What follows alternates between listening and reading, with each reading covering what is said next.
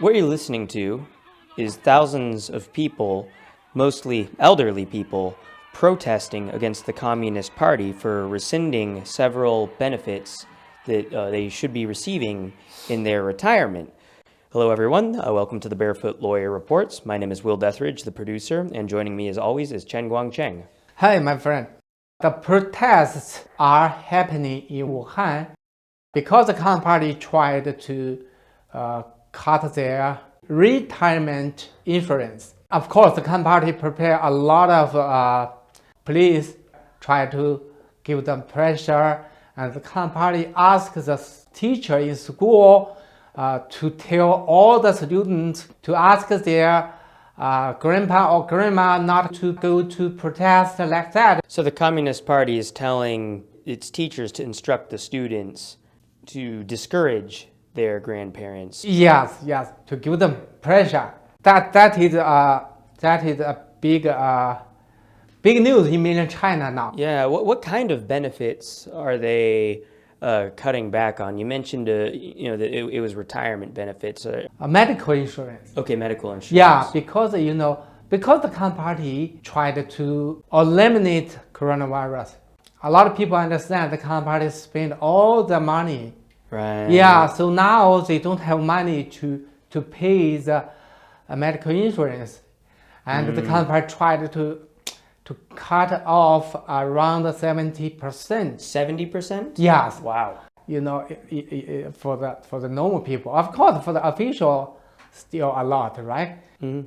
Well, and so the protests are mostly in Wuhan right now. Is there a reason that they're choosing to protest there? Yeah, the Communist Party started to cut in the insurance in Wuhan earlier. 3 months ago, the citizens in Wuhan went to the government to ask them to stop to change the insurance policy. The officials said they will give them the answer in 100 days. Okay. But they didn't. So the people come back to protest again. Yeah, it's about 100 days later. Yeah, 100 days later. Do you think that there's a chance that the Communist Party will reinstate the old benefits and insurance policy? If the protest is very strong, they have to stop. Right. Because the situation is not good for the Communist Party. Yeah. Because the 3 years of the coronavirus policy, the Communist Party made all the people unhappy. So if they keep doing that, should be more and more protests happen in the future. Right. Well, and we saw that late last year and early this year, a lot of the protests, the white paper movement that we've covered on this channel in previous episodes, resulted in repealing of a lot of those COVID policies. So it seems like these protests are beginning to get more and more effective. So hopefully the same thing will happen here, where thousands of people keep turning out to protest, and the Communist Party will, give these elderly people the benefits that they need, right? Yeah. Well, we always talk about ways that we can help the Chinese people rally against the Communist Party, and definitely this is one of those issues that we don't hear reported a lot by the mainstream American media. So sharing these videos, sharing these podcasts across social media definitely helps, right, Guangcheng? Yes, of course. The West should stand with the Chinese people. Yeah, so to give the Communist Party pressure. Yeah, well, shifting gears a little bit to the Communist Party's assault on democracy and freedom across the world. One topic one topic that I think is worth discussing that's been recently in the news is a lot of these balloons that have been spotted flying over the United States from the Communist Party. And we've already shot down a couple of them, but they keep seeming to pop up here and there, or at least there's rumors of more and more of them evading detection. There's something about these balloons that is surprisingly difficult to really find on radar. It's not a traditional way of spying on a lot of people. Guangcheng, what do you think about the balloon situation? Of course, the counterpart try to use that to get some information, before we talk about that, right? Right. Yeah, and now, for me, I think the problem is, the appeasement. After we shut down the first spy balloon, the State Department of U.S. talk with the Communist Party's foreign office. We shouldn't be talking with the Communist Party. The Communist Party tells the Chinese people, we send the spy balloon to the U.S.